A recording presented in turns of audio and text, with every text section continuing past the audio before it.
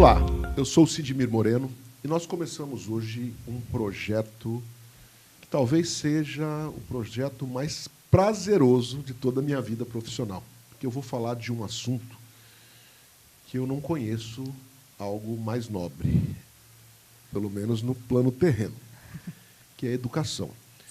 Então nós vamos começar um projeto chamado Conexão do Saber. Diálogos que educam, ideias que transformam. Roda a vinheta.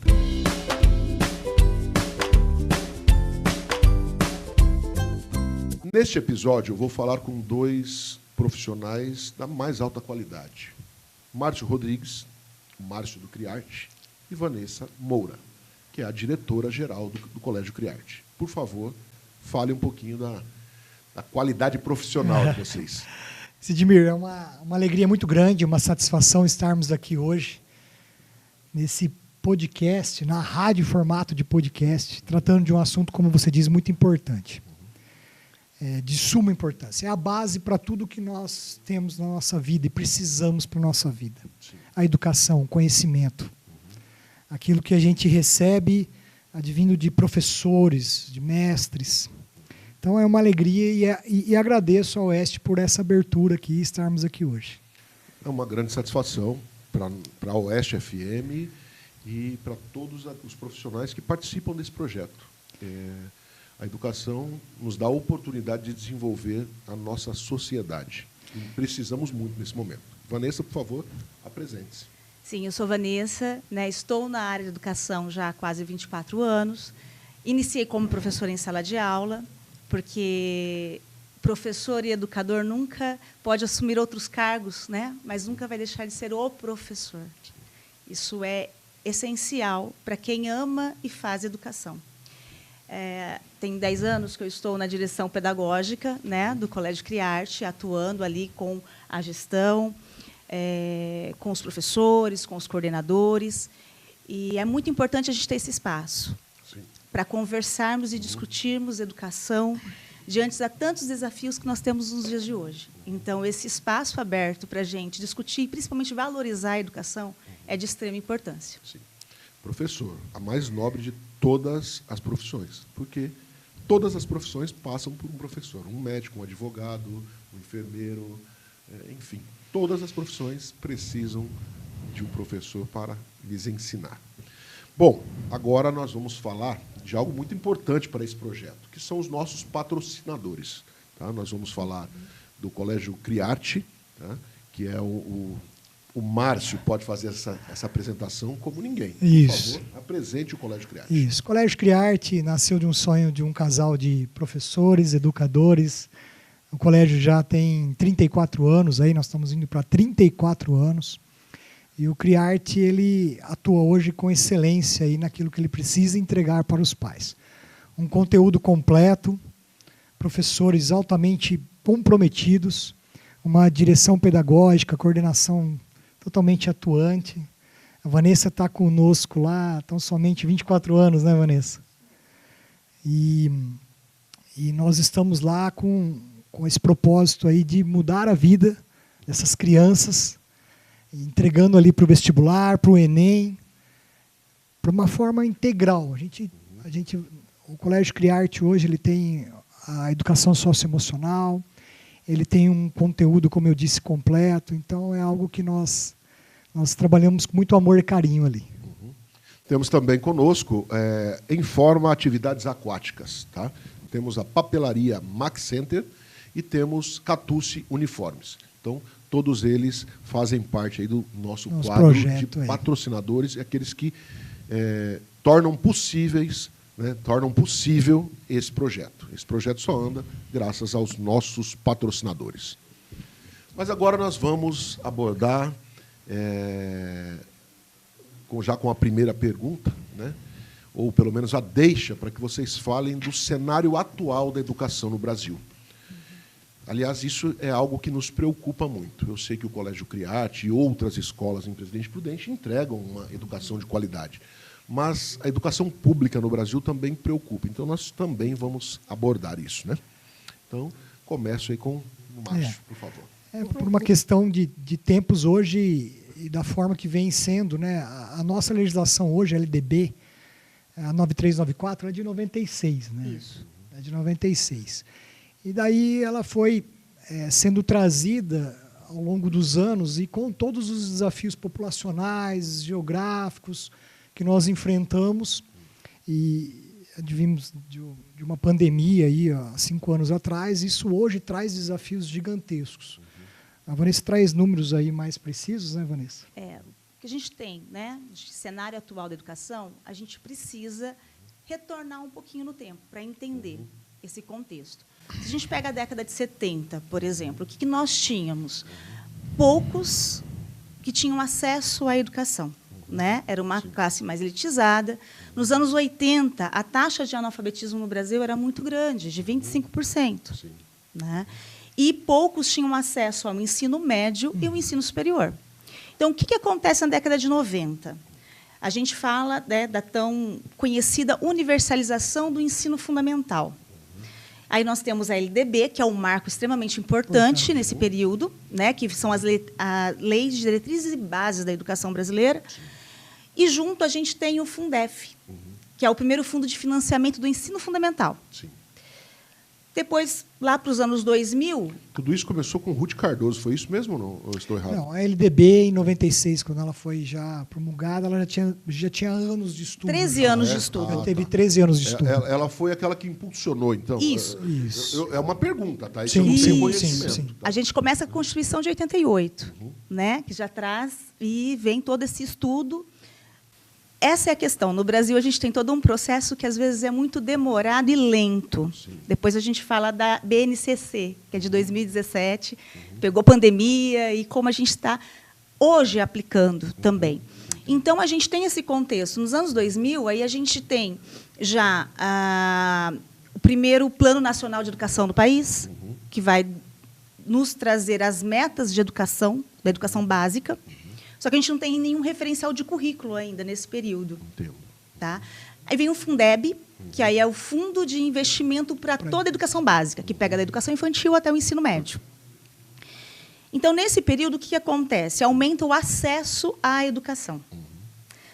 Dos anos 2010 para cá, 15 últimos anos, a discussão principal é em torno do quê? Qualidade de ensino. Essa é a principal questão a Vanessa, hoje. você vê que de 2000 a 2010 foi a parte organizacional da coisa. Sim. Deram acesso. Isso. Começaram a organizar currículos, exatamente. Exato. Isso. Mas não aplicaram ainda a qualidade. Isso, que daí buscou a partir de 2010. Aí a gente tem essa preocupação com a qualidade de ensino e com a inclusão de crianças, adolescentes, que são público-alvo da educação especial. Então, começa toda essa discussão. E nós temos na BNCC de 2017, que é o primeiro documento que vai regulamentar o currículo no Brasil. Recente de tudo, você entendeu? Então, justamente, nesse documento, nós temos uma referência, né, do que tanto a escola pública quanto a privada precisa trabalhar na educação infantil, no ensino fundamental, no ensino médio. Né? Então, ali tem todos os conhecimentos, objetos de conhecimentos que são necessários, o desenvolvimento das habilidades, dos valores, das atitudes. Então, tudo isso hoje a gente tem organizado num currículo, né? Que é a Base Nacional Comum Curricular do Brasil. Então, a gente tem essa preocupação. Hoje, no censo de 2024, agora, né? Nós temos uma taxa de analfabetismo ainda em torno de 5%. O desafio hoje na educação, quando a gente fala de educação pública, né, educação brasileira, é a evasão do ensino médio, que ainda é algo que é um desafio muito grande. A gente vê algumas políticas aí públicas de incentivo para manter o aluno dentro da escola. Então, tem questões de trabalho, de outras necessidades econômicas da família, mas também tem uma grande questão hoje de desinteresse pela educação. Eles utilizaram, muitas vezes, viés...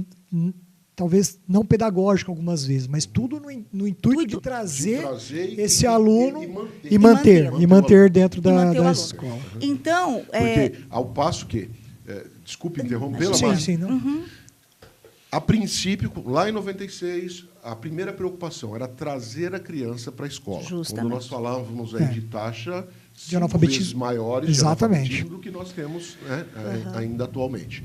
Então, era trazer a criança. Trouxeram a criança para a escola, só que chegou numa certa idade, lá no ensino médio, aí começou a evasão, porque ele começou a perder o interesse para outras situações. Exatamente. Continue. A instituição privada, né, nesse tempo, ganhou um grande espaço. Então, o aumento de número de instituições privadas começou para até mesmo ajudar nessa... a conseguir absorver todo esse acesso. E muitas famílias já buscando uma qualidade de ensino, que já não se encontrava, né, não se encontra numa rede pública de ensino. Então, a gente tem essas duas preocupações. Do acesso, então, a escola privada ganhou um espaço. Hoje, no censo de 2024, 20% de crianças em idade, adolescentes em idade escolar, estão dentro da instituição privada. Né? E teve uma perda no período da pandemia, né, 2020, 2021, mas já recuperou o número de alunos e teve uma taxa agora, último ano, de 1% de aumento. E a gente percebe qual é o segmento que tem mais procura no ensino privado? O ensino médio. Aumentou 4,5%. Então, a gente vê que a preocupação pela qualidade na busca dessa conclusão da educação básica, né, cada vez está mais presente nas famílias. Nas famílias, sim.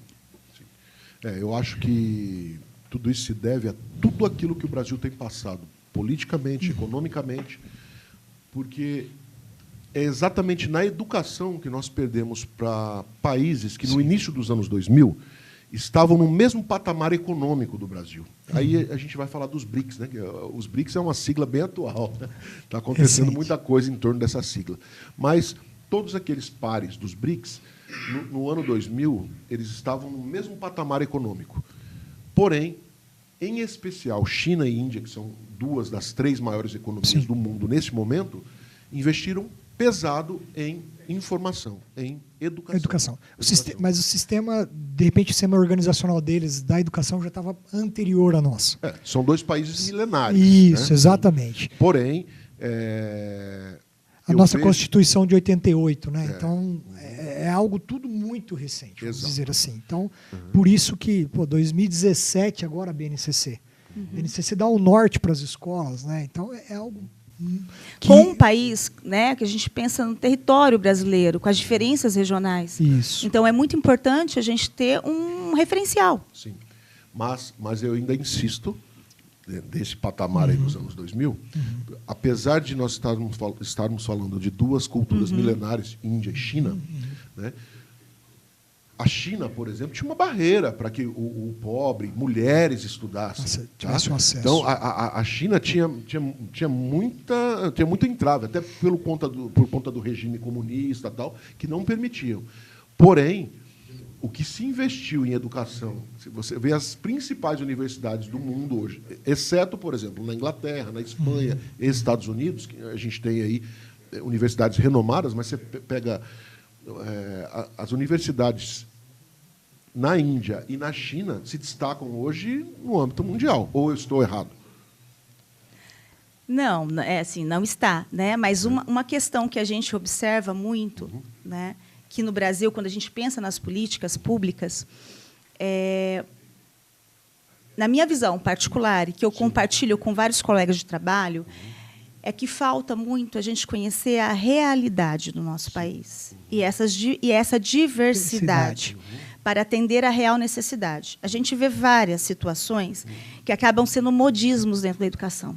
Isso é muito grave, né? Então, por exemplo, a gente vê políticas, converso com colegas que dizem assim, eu me sinto de mãos atadas dentro de uma sala de aula.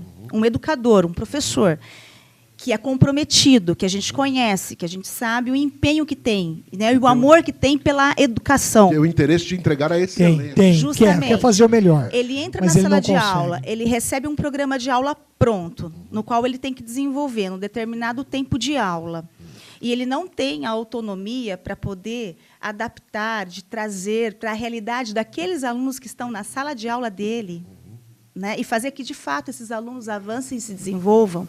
Então, hoje a gente vê que é uma grande angústia de professores comprometidos que estão na rede pública de ensino. Né? Então, vem políticas, tem um investimento, mas que não olha para a realidade, para aquilo que o professor está necessitando dentro da sala de aula. Exato.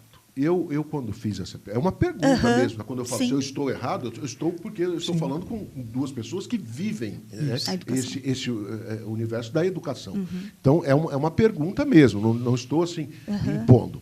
É que, com toda essa discussão que a gente vê, principalmente nas universidades públicas, isso me choca. Tá? Eu estive na UEL, em Londrina, há pouco tempo, há 1 ano e meio, 2 anos, e eu vi uma situação na UEL que me impactou negativamente. Assim, eu saí de lá revoltado, porque eu vi todo um viés político, toda uma militância dentro de uma universidade, e eu falei assim, pô, não é isso que vai levar o aluno a ser competitivo, não é isso que vai levar o meu país a competir por igual com países como Índia, China, África do Sul, a União Europeia, os Estados Unidos, porque nós estamos falando, vamos falar desses 3 países, China, Índia, Brasil. Nós estamos falando da maior densidade demográfica do mundo, que é a Índia, tá? Tem a maior população, acho que já ultrapassou a China, tá?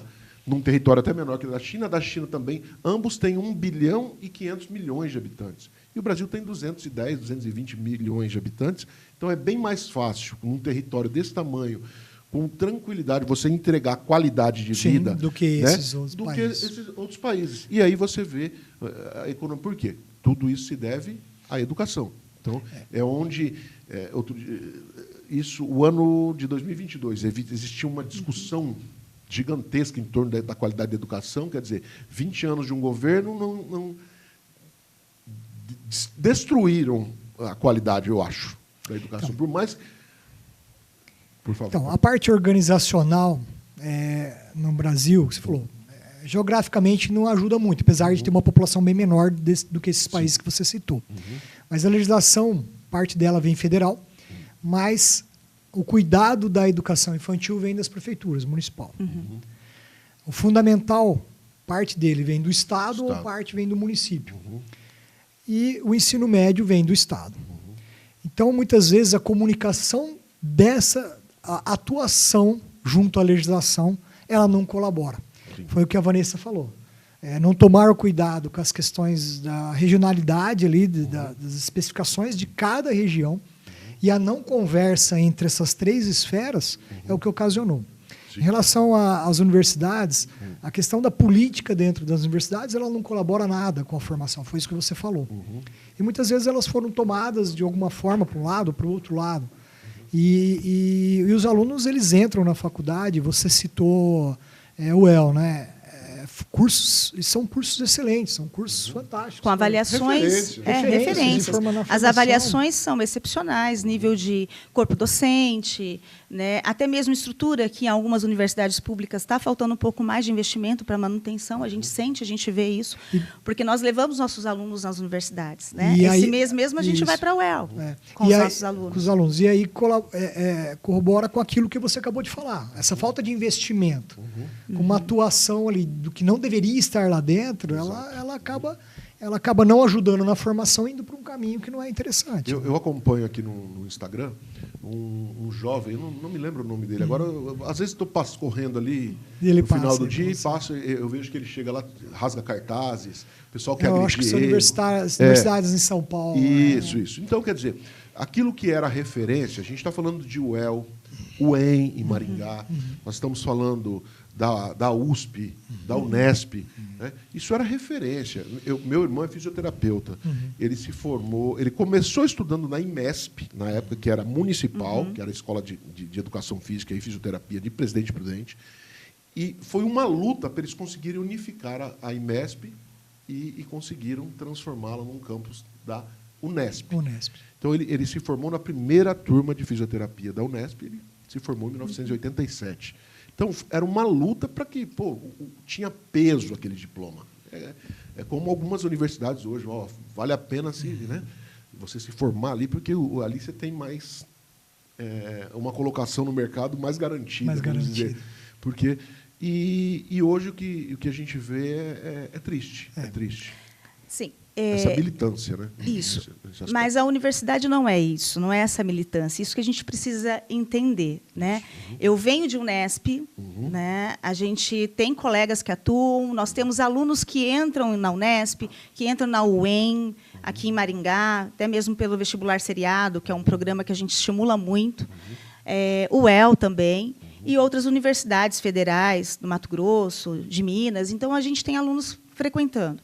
O que a gente precisa é valorizar a instituição pública, até mesmo a universidade, porque a qualidade de ensino ela se mantém, né? E eu acredito que essa polarização política que a gente vive nos tempos de hoje acaba utilizando de algumas situações, né, para generalizar e às vezes não valorizar a instituição pública, a universidade, da forma como ela deve ser, né, valorizada, porque muitos alunos vão ter acesso à universidade, né, e ter condições de estudo na universidade pública. E daí tem acesso a essas situações que você falou. Por isso que a Vanessa falou, não deveria existir essa situação de militância dentro da universidade. Não deveria existir. Eu não estou questionando a qualidade. Aí vocês podem atestar, porque vocês dão um passaporte para que eles cheguem lá. Sim. Então, e a gente estimula muito para que os alunos tenham essa formação, né? Porque a gente sabe, através de dados e até mesmo de possibilidades de continuidade, carreira acadêmica, né? Então, o estímulo à pesquisa que a gente tem dentro da universidade pública, isso tem um grande impacto na vida de um aluno, né? De um universitário. Então, a gente precisa não perder essa valorização. Da mesma forma como a gente fala que a educação básica não pode ser vista, né? Hoje a gente não tem tanta valorização do professor, das instituições. A gente também não pode perder esse foco para as universidades públicas também. Sim. Que, infelizmente, a gente sabe que, como você disse, é utilizado ali por meios que não deveriam ser utilizados hoje, né? Infelizmente. E agora, continuando aqui, Sidmir, Vanessa, e o que a gente tem de bom aí nisso tudo na educação do Brasil, aí, Vanessa? Então, a gente tem apesar esse de ser tudo recente, né? Tudo recente, esse acesso, mas a gente ainda... Eu gostaria de falar de um desafio que é o maior, que é o da qualidade, se a gente pensa, né? Quais são os desafios que a gente tem hoje? A gente tem a questão da qualidade, que é uma grande questão.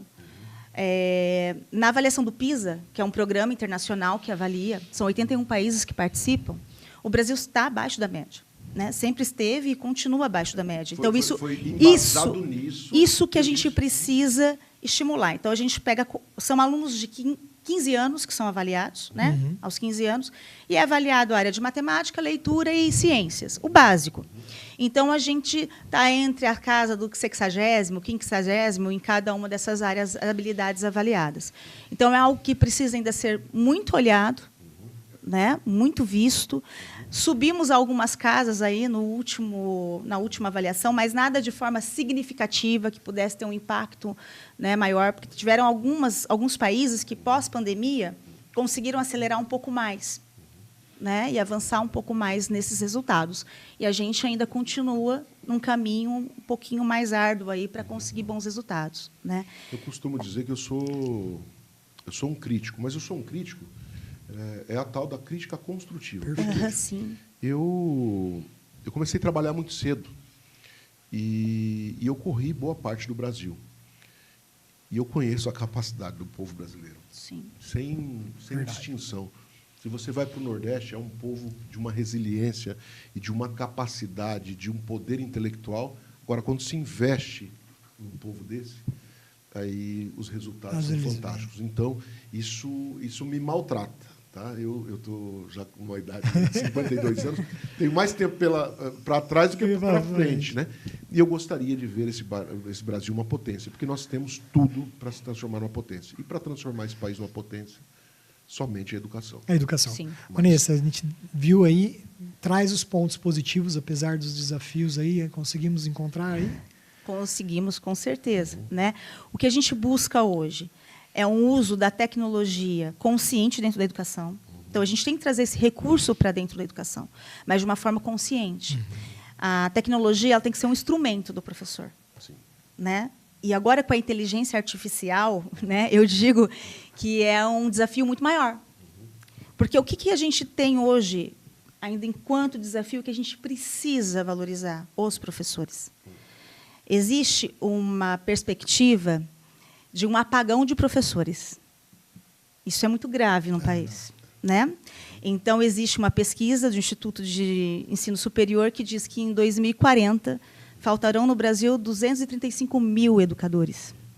Isso é grave. Isso é grave. E aí a gente vê algumas pesquisas, algumas notícias em redes, que em alguns lugares, né, por exemplo, como a China, está colocando inteligência artificial para dar aula. E Gravíssimo. aí isso é mais grave ainda. Aí é gravíssimo. Né? Então, a gente precisa retomar essa valorização. Sim. A retenção de professores bons, a formação continuada. Então, a gente tem uma falha no sistema, temos. Mas as instituições comprometidas, e aí a gente vê colegas, nós procuramos fazer, e outros colegas também, é o quê? Investir na formação do professor. A formação está falha, então a gente precisa trazer isso, né? Discutir esses assuntos que são atuais. Tem muitos desafios na educação hoje. Hoje a gente tem a inclusão, a gente tem a tecnologia. Nós temos hoje que lidar com uma geração ansiosa, né? Então, nós estamos com muitos adolescentes e pré-adolescentes por conta de uma infância muito conectada, hiperconectada, né? À internet. Ou seja, eles amadurecem muito cedo, né? Eles não têm perderam aquele tempo da inocência e talvez isso, como acelera o processo. Bom, é o excesso. Isso é um curioso falando. Isso. Tá? Mas, é um excesso de informação, muitas vezes rasa, claro. É a quantidade enorme disso. A velocidade da informação. Então, eles não é muito conseguem rápida. processar essas informações e daí traz ansiedade por tudo que eles vão entendendo. Muitas vezes, numa notícia, cinco versões daquilo ali. Então, traz ansiedade e a quantidade de informações. Né? E isso está sendo um desafio. Um dos desafios. Um dos maiores desafios hoje que a gente encontra. Né? É Estudar isso, entender isso. Entre a idade, né, porque eles não estão. Aquela não é a idade correta para receber tanta informação e tanta responsabilidade, eu até acredito. Porque é natural que você tenha o conhecimento e acaba trazendo responsabilidade para si. Sim. Mas esse conhecimento, muitas vezes, né, tem uma outra pesquisa, não vou te saber dados exatos nesse momento, que um dos países que lidera acesso às redes sociais é o Brasil. No Brasil. Ele está entre um dos topos. Então, assim, utiliza a internet, mas para quê? Para algo que não vai trazer conhecimento, formação, desenvolvimento. Muitas vezes para assuntos que não vão trazer, né, agregar a conhecimento, são coisas, vamos dizer, inúteis, ou que muitas vezes são referências negativas até mesmo para a sua formação, né? Principalmente crianças que têm esse acesso e que vai moldando valores, vai moldando atitudes que a gente precisa estar ali trabalhando junto hoje na escola. Então, esse é o grande desafio. Né? E essa velocidade com que eles têm acesso à informação vai gerando uma prontidão para tudo que é rápido e tudo que é pronto. Então, hoje, o grande desafio é você fazer o aluno parar, concentrar e fazer uma atividade, prestar atenção numa leitura. Né? Então, essa velocidade com que as coisas acontecem é preocupante. Então, quando ele chega na adolescência, é uma geração ansiosa, que não sabe lidar com o tempo, que tem muita dificuldade de lidar com resultados, com frustrações. É uma geração mais impaciente, né? Com um grau de irritabilidade. E isso vai refletir depois dos profissionais que vão se formar, porque eles estão indo para a universidade. Exatamente. Eles estão passando pela universidade isso, agora. sem contar, é um outro problema gravíssimo, né, que tem acarretado. Acho que eu não lembro de uma época que tivesse tanto suicídio de jovens, talvez por conta desse. A questão da ansiedade. Então, do que a Vanessa colocou, eles estão saindo da escola com essa ansiedade. Num caso nosso, nós temos uma percepção e um olhar apurado para isso, para poder ter esse diálogo com os pais, que para as famílias também está sendo um novo desafio, porque algumas famílias elas tentam colocar uma regra ali no uso do aparelho ou não, da tela, né, vamos dizer assim. Mas é desafio. E acaba passando, esse jovem, esse adolescente vai crescendo e vai para a universidade. Tá aí uma deixa para eu comentar. Olha a importância desses profissionais. Sim. Eles, além de levar o conhecimento para seus filhos, ainda observam o comportamento para que possa auxiliá-los na criação dos seus filhos. Né? Que, na minha humilde opinião, essa é a minha opinião, e eu acho que estou certo. Aliás, eu não acho, eu tenho certeza. A educação cabe aos pais, à família, né? E levar o conhecimento aos professores. No nosso caso, Sidmir, Uma vez por semana, a Vanessa se reúne com a equipe pedagógica, a Vanessa e as coordenações com os professores. E é onde tem ali a grande maioria das trocas. Na verdade, ela acontece diariamente de algo que chama um pouco mais atenção. Sim. Já procuram a orientadora, já procuram a coordenadora, os próprios professores e colocam para a Vanessa. Então, tem que se ter esse olhar. Sim. Não pode se passar o dia a dia achando que muitas vezes não está se acontecendo nada Essa com o observação aluno. Ela tem que acontecer. comportamental. Ela acontece. Fora tudo aquilo que o professor tem que trazer de conteúdo, ali, de conhecimento, cumprir o programa. Nós temos ali as exigências de tempo e tudo mais. Eles têm esse olhar, eles têm essa percepção. Perfeito. Porque tem acontecido muito, né, Vanessa? Tem. E a gente hoje, na educação, né, nós temos muitos programas socioemocionais para dar esse suporte para a escola. Né? São programas que vão estar desenvolvendo.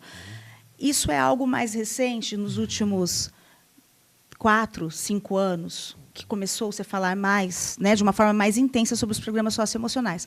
Nós trabalhamos já há 11 anos. 11 anos. Né, que a gente já vem com esse programa. Praticamente pioneiros, né?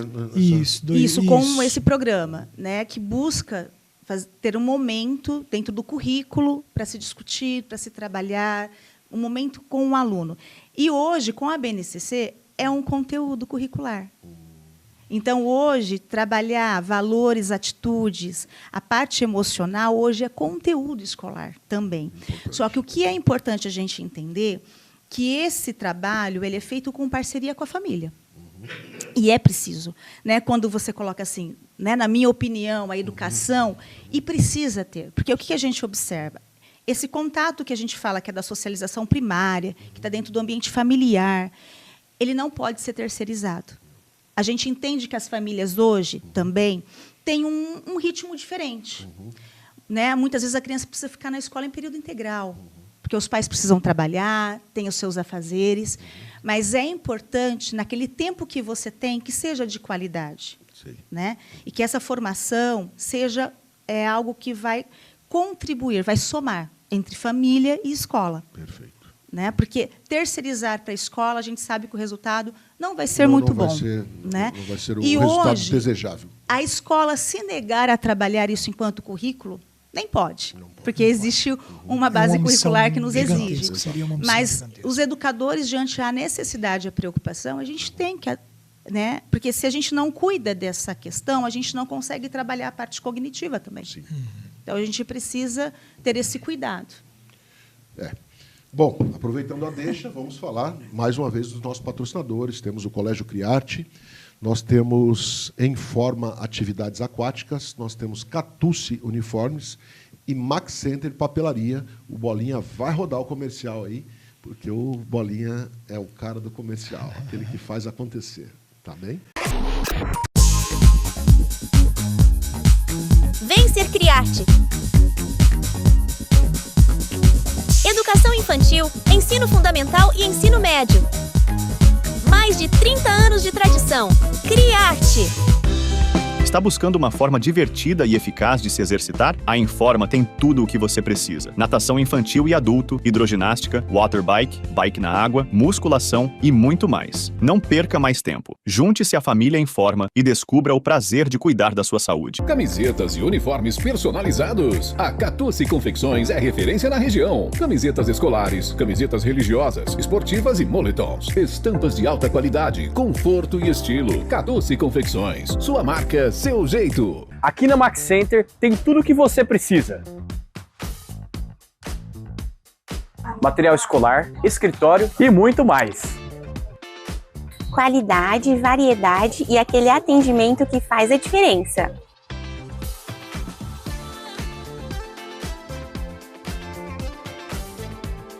Ai, que tem cada coisa legal. Eu queria levar tudo para casa. Adoro vir aqui, sempre encontro o que preciso e ainda com preço bom. Passe aqui na Max Center e confira de perto, sempre tem novidade te esperando.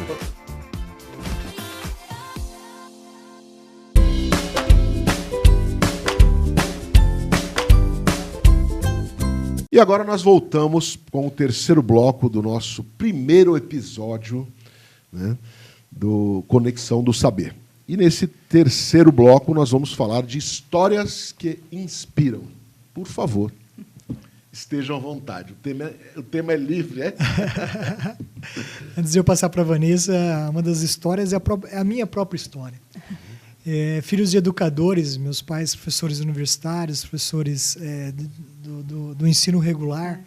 Então, eu cresci desde pequeno, eu cresci dentro desse universo, eu estava ali dentro indo com meus pais nas universidades, quando eles estavam dando aula, eu ficava aguardando eles ali no período noturno.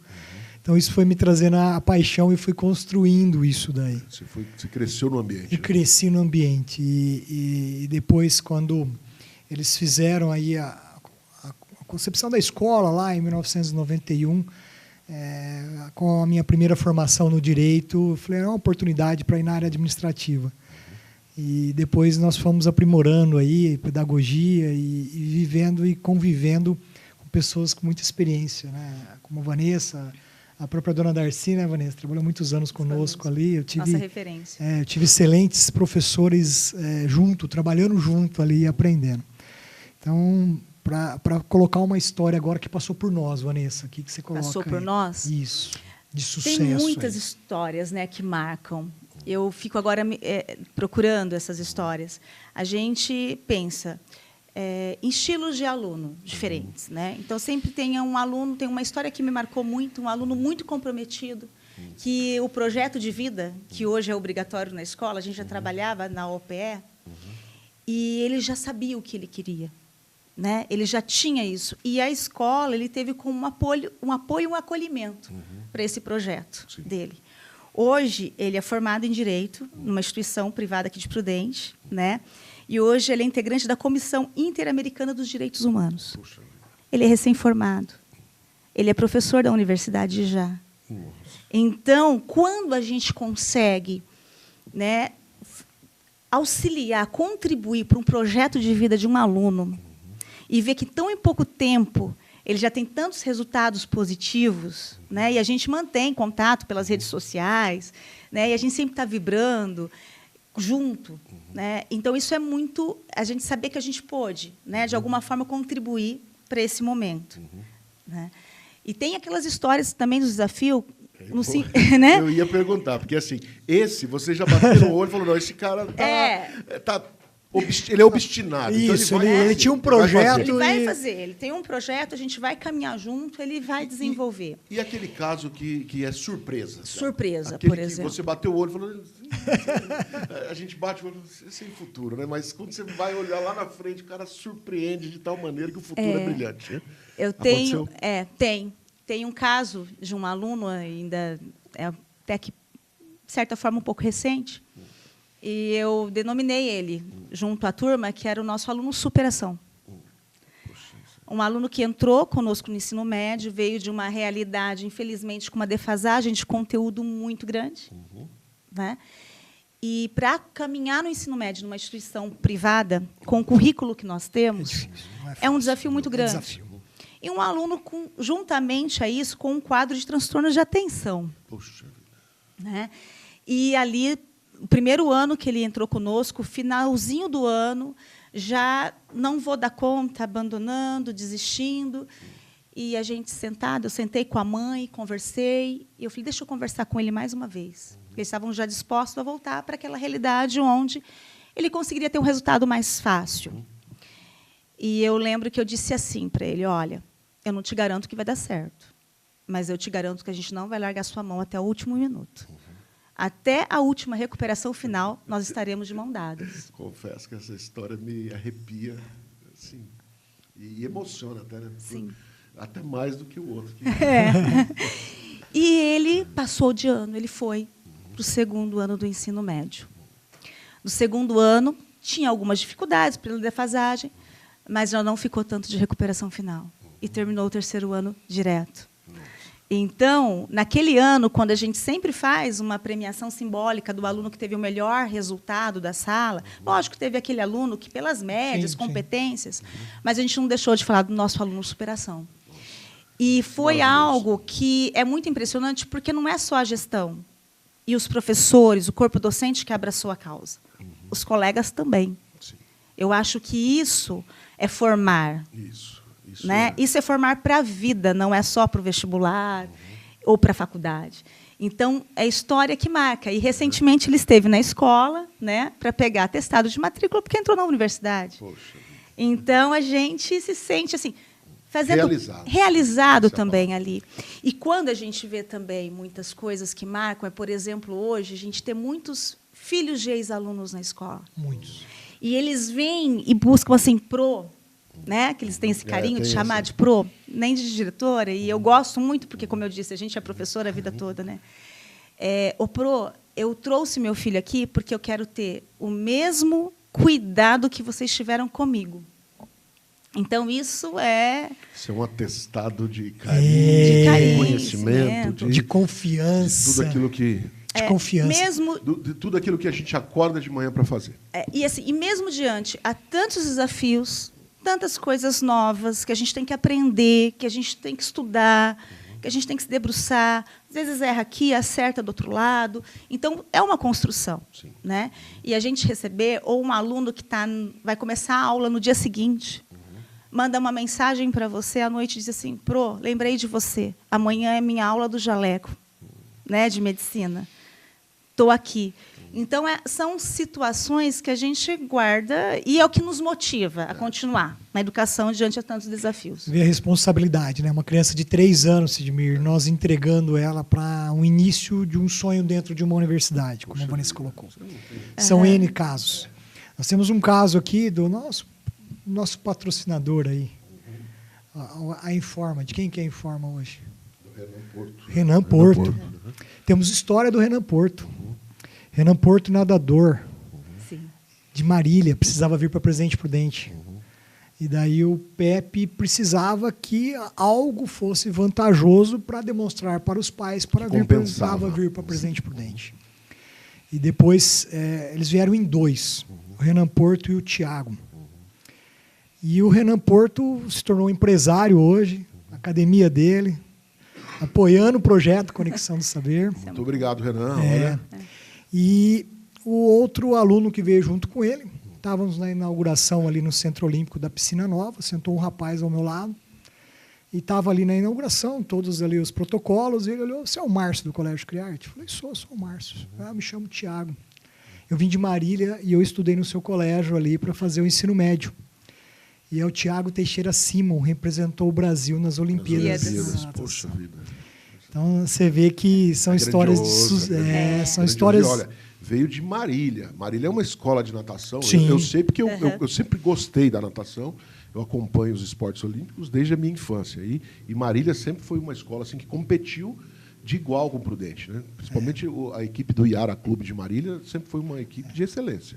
Hoje Prudente é um celeiro, tem 2 equipes aí fantásticas aí, a Panda Semep, a Aquática, e que nós contemplamos lá, né, Vanessa? Muitos já passaram. Muitos já passaram. Temos muitos atletas da natação. Temos hoje, muito basquete. E com resultado. O Colégio Criarte, ele se aprimora no currículo.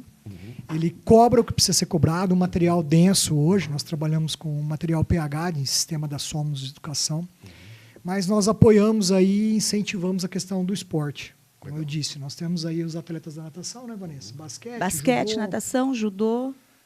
São esses. São esses principais. Que, aliás, eu gostaria de dar um recado, né? Porque tudo isso aqui, esse programa começou, a inspiração foi o quê? Lutar por uma educação de qualidade. E vamos lutar agora, para aproveitar o gancho, e lutar também por um projeto, né, de formação esportiva, porque, olha, o potencial que esse país tem é para tudo. Tá? Então, nós já éramos para ser uma potência esportiva, e não somos. Tá? Não somos. O resultado que nós entregamos a cada Olimpíada é triste. É triste pelo potencial desse povo. Tá? A nossa parte a gente faz e faz bem feito lá no Esporte de Prudente. A gente procura. Parabéns. A Vitória Sena também, lembrei dela Vitória aqui agora. Sena. Ela foi nossa aluna também. Foi aluna do ensino médio. No atletismo. No atletismo, representou muito bem o nosso país. Nosso país. Aliás, se nós voltarmos aí nos anos 90 e os primeiros anos dos anos 2000, Presidente Prudente tinha o atletismo se destacando, nós tínhamos a natação se destacando, nós tínhamos a equipe brasileira de karatê, era treinada pelo Lacombe, né? Era aqui, Luiz Ernesto Lacombe? Não, Luiz Ernesto Lacombe era um repórter da Globo. Não, o professor Lacombe que muitos resultados exatamente. Então, nós tivemos aqui algumas equipes, né? Nós tivemos também o basquete na década de 80, o basquete feminino, em especial, na Prudentina. Então, nós tivemos bons resultados, bons atletas em várias modalidades esportivas. E tudo isso faz parte da educação. Né? A educação tem que... Aliás, a maior potência esportiva, a maior potência do mundo, que é os Estados Unidos, a educação e o esporte caminham juntos. Né? Juntos. A primeira grande competição de um atleta de alto nível americano começa na escola, nas universidades, enfim. Agora vamos falar do futuro e o papel da escola. O futuro da educação e o papel da escola. O que esperar? Vou começar com você, Márcio. O que a Vanessa colocou hoje, nós temos as questões de tecnologia, que elas têm que ser trabalhadas aí com esses alunos para tirar o potencial deles mediante o uso dessas ferramentas. Então, nós não esperamos que isso, sim, vai substituir algumas mãos de obras, sim, de algumas profissões, mas que isso se torne uma ferramenta produtiva na mão desses alunos.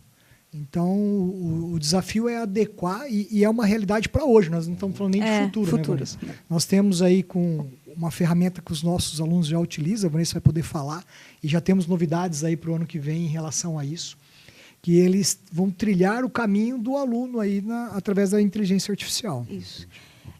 Então, eu também vejo, né, que a educação atual para o futuro, a gente precisa associar os recursos tecnológicos, seja realidade aumentada, inteligência artificial, com metodologias que hoje a gente denomina de metodologias ativas.